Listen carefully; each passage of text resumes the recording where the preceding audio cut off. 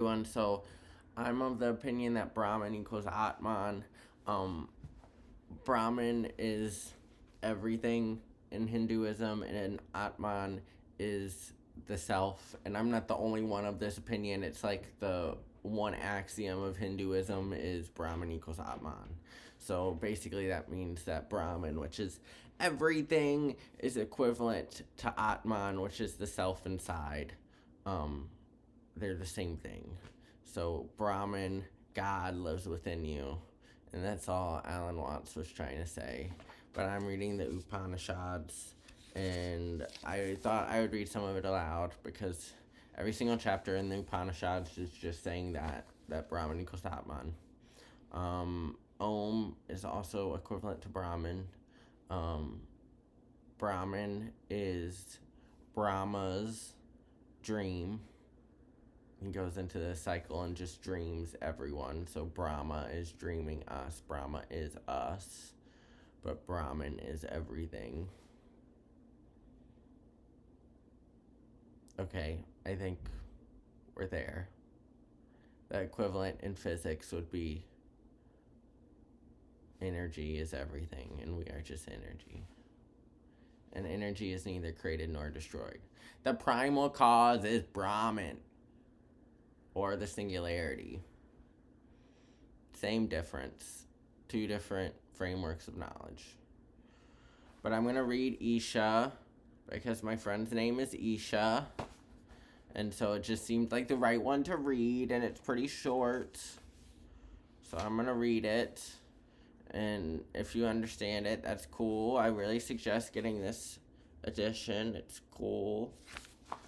Alan Watts suggested it. So, filled with Brahman are the things we see. Filled with Brahman are the things we see not. From out of Brahman floweth all that is, from Brahman all, yet is he still the same. Om. In the heart of all things, of whatever there is in the universe, dwells the Lord. He alone is the reality. Wherefore, renouncing vain appearances, rejoice in him, covet no man's wealth.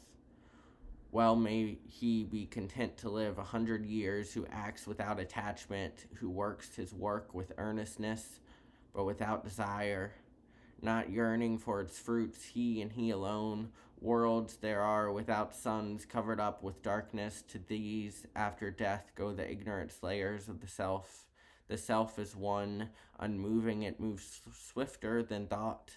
The senses do not overtake it, for always it goes before, remaining still, it outstrips all that run. Without the self there is no life. To the ignorant the self appears to move, yet it moves not, for the ignorant from the ignorant it is far distant, yet it is near, it is within all, it is without all. Oh, that means my laundry's ready. 1 second.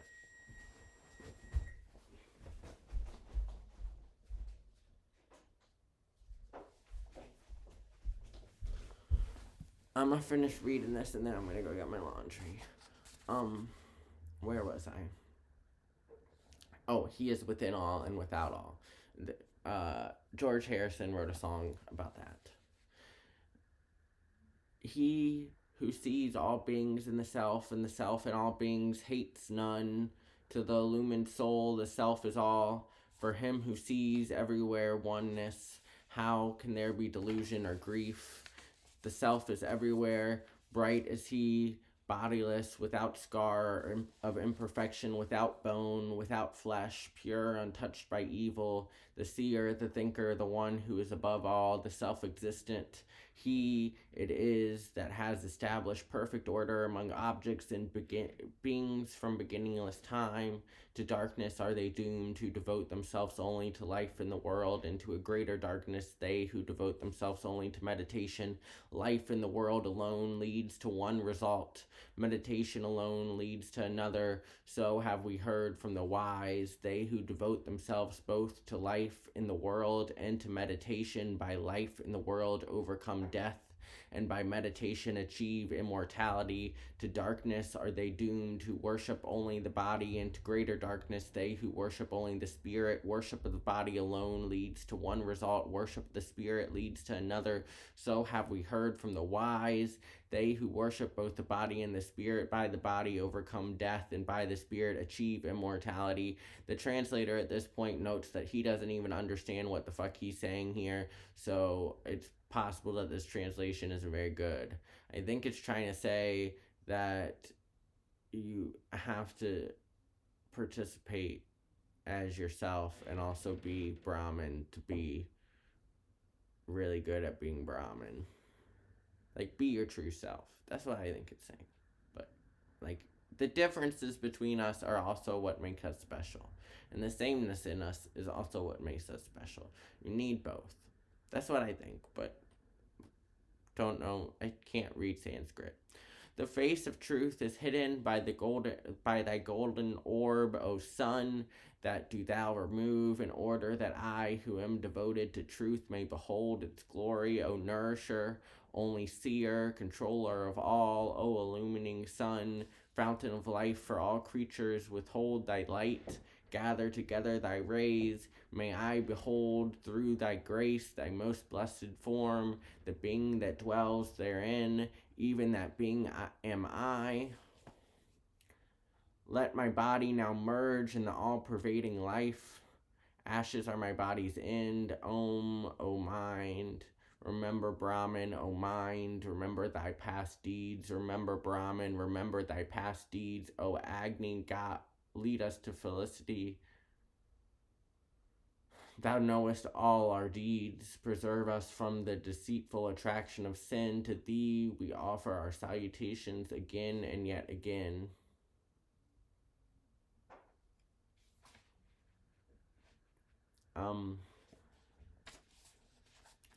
So yeah.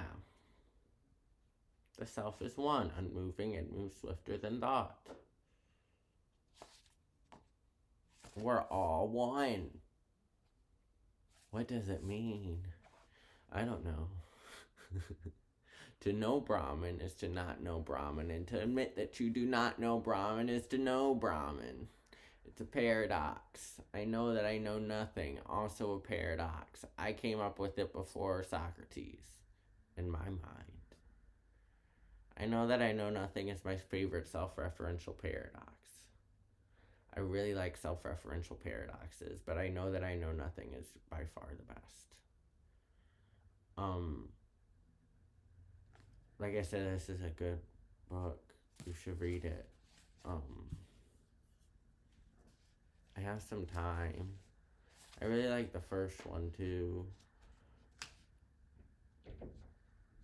Let me read from the King of Death real quick. Of the goal which all the Vedas declare, which is implicit in all the Upanishads, and in pursuit of which men lead lives of continence in service of that will I briefly speak. It is Om. This symbol is Brahman. This symbol is indeed supreme. He who knows it obtains his desire. It is the strongest support. It is the highest symbol. He who knows it is reverenced as a knower of Brahman. The self whose symbol is Om is the omniscient Lord. He is not born. He does not die. He is neither cause nor effect. This ancient one is unborn, imperishable, eternal. Through the body he be destroyed. Though the body be destroyed, he is not killed. If the slayer thinks that he slays, if the slain think that he is slain, neither of them knows the truth. The self slays not, nor is he slain. Smaller than the smallest, greater than the greatest, this self forever dwells within the hearts of all. When a man is free from desire, his mind and senses purified, he beholds the glory of the self and is without sorrow. Though seated, he travels far. Though at rest, he moves all things. Who but the purest of the pure can realize this being who is joy and who is beyond joy? Formless is he, through inhabiting form, is in the midst Of the fleeting he abides forever, all-pervading and supreme is the self. The wise man, knowing him in his true nature, transcends all grief. The self is not known through study of the scriptures, nor through subtlety of the intellect, nor through much learning, but by him who longs for him is he known. Verily unto himself does the self reveal his true being. By learning a man cannot know him if he desist not from evil, if he control not his senses, if he quiet not his mind, and practice not meditation. To him Brahmins are but food, and death itself a condiment. Both the individual self and the universal self have entered the cave of the heart, the abode of the Most High, but the knowers of Brahman and the householders who perform the fire sacrifices see a difference between them as between sunshine and shadow. May we perform the sacrifice which bridges the worlds of suffering. May we know the imperishable Brahman who is fearless and who is the end and the refuge of those who seek liberation. Know that the self is the rider and the body the chariot, that the intellect is the charioteer and the mind is the reins. The senses, say the wise, are the horses. The roads they travel are the mazes of desire. The wise call the self the enjoyer, where he is united with the body, the senses, and the mind. When a man lacks discrimination and his mind is uncontrolled, his senses are unmanageable like the restive horses of a charioteer. But when a man has discrimination and his mind is controlled, his senses, like the well-broken horses of a charioteer, lightly obey the rein. He who lacks discrimination, whose mind is unsteady and whose heart is impure, never reaches the goal but is born again and again. But he who has discrimination, whose mind is steady and whose heart is pure, reaches the goal, and having reached it is born no more. The man who has a sound understanding for a charioteer, a controlled mind for reins, he it is that reaches the end of the journey, the supreme abode of Vishnu, the all-pervading. The senses derive from physical objects from mind, mind from intellect, intellect from ego, ego from the unmanifested seed from Brahman, the uncaused cause. Brahman is the end of the journey. Brahman is the supreme goal. The Brahman, this self deep hidden in all things, is not revealed to all, but to the seers, pure in heart, concentrated in mind, to them is he revealed. The senses of the wise man obey his mind obeys his intellect obeys his ego, and his ego obeys the self. Arise, awake, approach the feet of the master, and know that, like the sharp edge of a razor, the sages say it is the path.